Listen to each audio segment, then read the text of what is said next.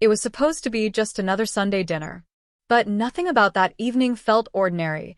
Not the heavy silence in the air, not the sideways glances from my cousins, not even the way my mother had paused mid-sip of her wine when I walked in with Ethan. Before we begin, drop a comment and tell us what would you do in this situation? Be honest, tell me in the comments below. We read every comment. Let's begin. The dining room of the Harper estate was glowing under a crystal chandelier, the long mahogany table filled with roast beef, baked potatoes, heirloom china, and polished silverware that probably hadn't seen a speck of real love in decades. I barely made it past the entryway before the first comment hit. "Wow, she showed up," Aunt Linda muttered, loud enough for everyone to hear, fork still in her mouth. "Guess even the help gets time off." My stomach nodded, but I smiled. Because I was used to this. They always looked at me like I didn't belong. As if I was an unwanted smudge on the family portrait they desperately wanted to keep spotless. My husband, Ethan Whitmore, gently squeezed my hand. He knew. He always knew. His eyes flickered toward me, full of warmth beneath his quiet strength. In his charcoal suit and tailored navy coat, he looked like every inch the quiet billionaire nobody realized he was not yet. We hadn't told them about who he really was, what we really owned. Not because we were hiding, but because I wanted to face them as me, not as the woman married to a man they'd grovel to if they knew his last name. We sat near the end of the table, far from the seat my father always reserved for his real children. It was my younger half-sister Natalie who got the seat next to him. Perfect Natalie, with her Ivy League resume and designer smile.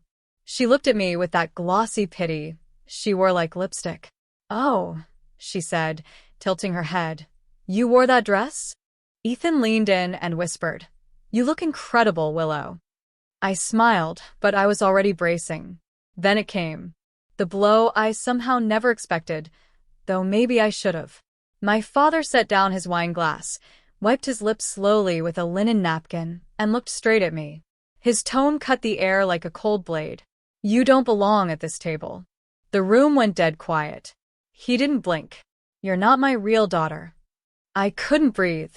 He wasn't done. "You mean nothing to me." A few of my relatives gasped, but none of them stood. A few looked away. One or two bit their lips to stop smiling. My uncle chuckled. Natalie smirked, eyes sparkling. And I sat frozen. My skin burned. My hands trembled in my lap. But Ethan stood up. Slowly. Powerfully. Calm fury written across his face. He pushed back his chair and looked at my father, then at every single person at that table. "I didn't want to do this here," he said, his voice low, clear, and commanding. "But since you've decided to humiliate my wife, my family, in front of everyone." He reached into his coat pocket and pulled out a thin, black folder. My father scoffed. "What? Are you going to show us her grocery list?" Ethan's jaw tensed. "No. Just the documentation from the Whitmore Trust." Aunt Linda's fork dropped. He continued, "The same trust that owns 51% of Harper and Knox Holdings. The same one that funded your last bailout. And the same trust that, effective this morning, froze your personal assets for breaching an ethics clause." My father stood. "What the hell are you talking about?" Ethan tossed the folder onto the table, and the pages fanned out, filled with bank stamps, signatures, and power of attorney statements. My dad's face drained of color. "You think she's nothing?" Ethan asked, his voice growing sharper. "That woman you dismissed? She's the reason you're not already bankrupt. She's the woman I love. And the only reason any of you are still sitting here smugly sipping wine is because she let you." The silence that followed wasn't just awkward. It was shattering. My mother's hand shook as she reached for her wine. My sister's jaw fell open. My uncle looked like he'd seen a ghost. And I just sat there, blinking, heart racing, soul trembling. Ethan turned to me and gently took my hand. "You ready to go home, Willow?" I nodded, still too stunned to speak. As we walked out, past the table, past the chandelier, past the house where I once begged for their love, I didn't cry. Not this time. Because this time, they weren't laughing. This time they were begging me to look back. The car ride home was dead quiet, until it wasn't. I sat in the passenger seat of Ethan's matte black Range Rover, my fingers twitching slightly in my lap. The low hum of the engine did nothing to silence the chaos in my head. But when I looked at him, his hand gripping the wheel, jaw clenched, gaze fixed straight ahead, I saw it. The same storm I was swallowing. I didn't expect it to go that far. I whispered, my voice thin. Ethan didn't answer immediately. Then, with a sharp exhale, he said, I was ready. Were you? He finally looked at me at a red light, his eyes piercing through the dark interior like fire through ice. Willow, you've let them mock you long enough. You've spent years carrying their shame like it's yours. But it ends now. I swallowed hard. I wanted to believe that. God, I did. But it wasn't that simple. Growing up, my father, Stephen Harper, had always made me feel like a placeholder. Not quite a daughter. More like a duty he begrudgingly tolerated because of a fling he had with my mother before she passed when I was 7. After she died, he remarried in just under a year. Then came Natalie. His true heir, as he always called her. The one who had his name. His blood. His pride. I had the last name, but never the seat. I turned to the window, blinking back the rising sting behind my eyes. I just didn't expect him to say it out loud. Not in front of everyone. Not like that.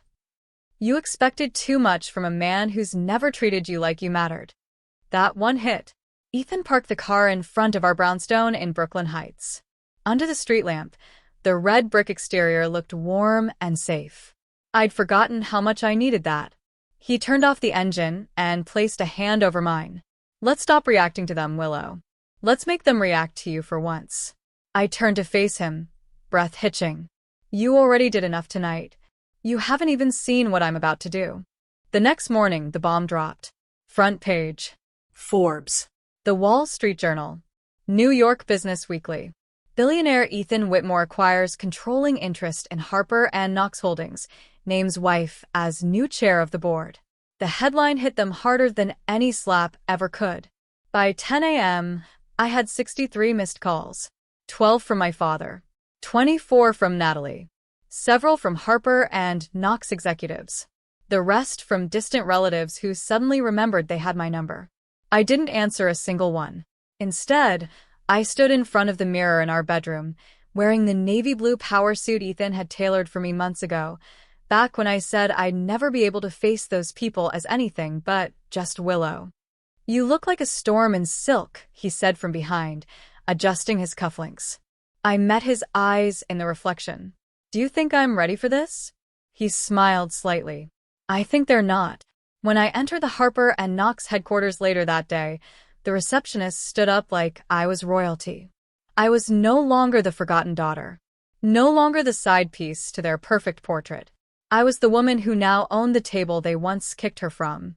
Ms. Whitmore, the executive assistant stammered, standing quickly. Your father's in the boardroom. They're all waiting. Of course they were. I entered with Ethan 2 steps behind me. Not because he had to be, but because he wanted me to lead. When I stepped into that marble-walled boardroom, a dozen men and women in suits stared up from their leather chairs. But it was my father, pale, jaw tight, who stood. You can't just waltz in here like this, he snapped. This is still my company. Incorrect, Ethan said coolly. It was. I pulled out a folder of my own, copies of the acquisition paperwork, ethics clause violations, and every suppressed scandal that had been buried under my father's watch. And I let it hit the table with a thud. Stephen Harper, I said, voice clear, steady, and cutting, you're officially relieved of all executive duties. Effective immediately. The room gasped. He laughed bitterly. Who the hell do you think you are? I stepped forward, slow and deliberate, until I stood inches from his face. I'm the daughter you said meant nothing, I whispered. But I became the woman who now decides if you'll even have a desk left in this building. He didn't speak. Couldn't. No one did. Not until I turned to the room. You laughed at me. All of you. You watched him humiliate me for years. You said nothing. And now you'll answer to me. Not because I want revenge. but because I want a company with integrity. And that starts by removing rot. The silence cracked as Ethan placed a gentle hand on my back. Support. Power. Love. It was everything my father never gave me. But now, I had it in a man who didn't just stand beside me, he helped me stand taller. You'd think removing your father from power would feel victorious. Like standing on a mountaintop, wind in your hair, soaking in applause. But it didn't. It felt like cutting off your own arm just to stop the poison from spreading. After that boardroom meeting, I locked myself in my office, the one with glass walls and a skyline view, and stared down at the city. Willow, Ethan said softly from the doorway. You did it. I didn't answer right away. He walked in, closed the door behind him, and crossed the room with those calm, steady steps I always relied on. Talk to me. I don't know if I'm proud or shattered. He knelt in front of my chair, took both of my hands, and kissed my knuckles. You feel both. Because you're human. I wanted them to respect me, I whispered. Not fear me, not hate me. They never respected you. They used you, discarded you, mocked you. But now they don't get to ignore you anymore. I looked into his eyes. My husband, my protector, my anchor, and the only person who never once treated me like I had to prove I deserved love. And it hit me, this wasn't just revenge. This was reclamation. Then I need to lead differently, I said slowly. I need to make this place better. Not just for me, but for everyone like me who's ever been made to feel invisible. Ethan nodded. Then start tomorrow. But fate had other plans.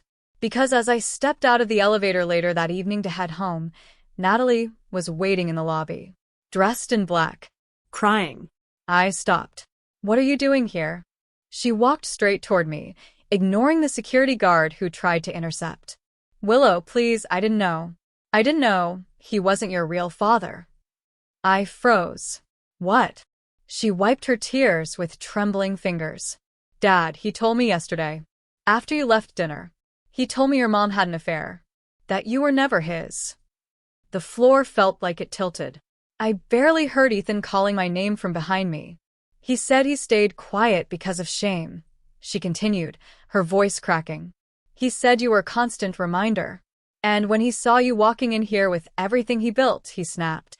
It wasn't just betrayal anymore. It was abandonment built on a lie. The ground beneath everything I'd believed cracked wide open. Ethan stepped forward, wrapping his arm around me. Willow, we'll find out the truth. And I knew he meant it, because 24 hours later, we had it. The DNA test confirmed what I hadn't wanted to believe. Stephen Harper was not my biological father. But there was another name. A man listed on the birth certificate filed under seal in a hospital in Connecticut.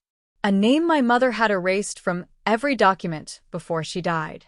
Michael Langford, founder of Langford Biotech. Net worth, $12.4 billion. And apparently my real father. The next 2 weeks felt like living someone else's life. Because instead of confronting a man who rejected me, I was being contacted by a man who had never known I existed. His letter arrived in a black envelope. Handwritten. Gentle. Curious. I have no excuses. Only a desperate hope that I get to know the daughter I never had a chance to love. I didn't answer right away. I couldn't. But Natalie kept texting me. Apologizing. Crying. Telling me she never truly knew what it felt like to lose something until she realized I'd never had it to begin with. And then, one night, I found an old VHS in a dusty box in our brownstone basement. Labeled in shaky handwriting. For Willow. From Mom. Ethan hooked up the old player. We sat on the floor. Watched the screen flicker. And there she was. My mother. Laughing. Crying. Talking to the camera. If you're seeing this, it means you're old enough now. Old enough to know the truth. Michael Langford loved me once. But your birth would have ruined him then. I chose to protect you instead of burden him. But I want you to know something. You were never unwanted. You were never a mistake. You were my miracle, Willow. I broke. I sobbed into Ethan's chest. Not because I was hurt, but because for the first time in years, I felt whole. 3 days later, I stood outside a sprawling glass mansion on the cliffs of Newport, Rhode Island. Ethan held my hand. The door opened, and a man in his late 60s stepped out. Silver hair, warm brown eyes that looked just like mine, hands trembling. He didn't say anything. He just opened his arms. And for the first time in my life, I ran toward a father who actually wanted me. Michael Langford didn't try to explain away the years. He didn't make promises. He didn't cry big, dramatic tears. He just looked at me like he'd been holding his breath for decades and could finally exhale. We sat on the patio facing the ocean, wrapped in fleece blankets. The breeze was cold, but my heart felt strangely warm. He poured me tea, with shaking hands. "You remind me of her. Your mother." I never stopped wondering what happened to her after she left. "She protected me," I said quietly. "From everything." He nodded. "She always had more courage than I did." We talked for hours. About her. About what he did with his life. About what I'd done with mine. He didn't flinch when I told him about Stephen. Or the things he said. Or the way he'd treated me. He listened. Really listened. And that, somehow, meant more than any apology. At one point, I pulled out a photo from my coat pocket. My favorite picture of Mom holding me as a baby. He stared at it for a long time. "You were the greatest gift I never got to open." I didn't realize I was crying until Ethan's hand found mine and gave it a soft squeeze. Back in New York, things moved fast. The media caught on to the Langford connection.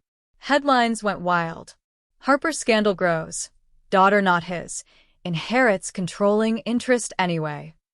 Langford's secret daughter, now one of the most powerful women in NYC. My father didn't dare reach out. But others did. Board members who once looked through me now scrambled to schedule meetings. One of them even sent flowers, with a card that read, "We always knew there was something special in you." Funny how silence turns into flattery when wealth enters the picture. I ignored everyone. Instead, I focused on using my new role for something better. Ethan and I launched a foundation in my mother's name, the Diana Grace Initiative, focused on helping women escape toxic family systems and find their voice.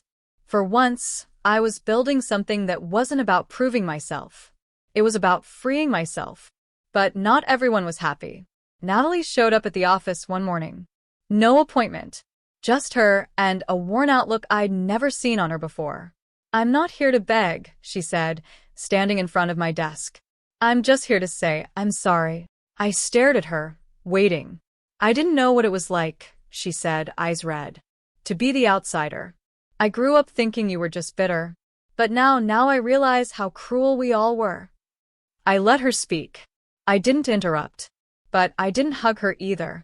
"Apologies don't undo years," I said calmly. "But maybe they're a start." She nodded. "I hope so." As she turned to leave, she paused in the doorway. "For what it's worth, Dad's lost everything now. He's drinking again. He keeps saying your name like a curse." I looked up. Then maybe that's his punishment. And just like that, she was gone. I sat back in my chair, staring out the window. This city had never made space for girls like me. But I had carved out my own seat at the table. And now I had no interest in ever giving it back. It was a gray Saturday morning when I returned to the Harper estate, alone. No cameras. No press. No Ethan. Just me. I hadn't planned to ever step foot in that house again. But something inside me needed closure. Not for them. For me. The same house, where I was once told I didn't belong, now looked strangely small. I walked through the front door without knocking. No one stopped me. In the living room, I found Stephen Harper, my once father, sitting alone in a wrinkled shirt, staring at a half-empty glass of bourbon. He looked up slowly. Bloodshot eyes. Ashtray full. Curtains drawn. "What do you want?" he rasped. I stayed standing. "Nothing. I just wanted you to see what silence builds." He let out a dry laugh. "You think you won? You think all this money and power makes you better than me?" "No," I said softly. "What makes me better is that I never used my pain to hurt other people. What makes me better is that I survived you." He looked down at the floor. like a man who suddenly saw the bottom of a cliff he'd stepped off years ago. I turned to leave, but paused at the doorway. "By the way," I said, voice calm, "Mom never cheated on you. You knew I wasn't your daughter. And you married her anyway. You just hated me because I reminded you of the truth you buried." He didn't deny it. I didn't need him to. Later that evening, I sat on the rooftop garden of our brownstone with Ethan beside me, watching the skyline shimmer under the night. "I thought going back would break me," I whispered. "But it didn't." He smiled. "That's because you're not the same woman who stood in that dining room weeks ago." "No," I said, turning to face him. "I'm stronger now." He took my hand. "And freer." We stayed there, quiet for a while, until I finally asked, "Did you ever think we'd come this far?" Ethan laughed. "I knew from the moment you told me your story. I saw the fire they tried to smother. I knew you were going to change everything. And I did. I wasn't a mistake. I wasn't weak. I wasn't their shame. I was my mother's daughter, my husband's equal, and my own damn legacy. Let them remember what they said that night. Let them remember how they laughed. Let them remember the moment they realized I was the one holding the pen to write the final chapter."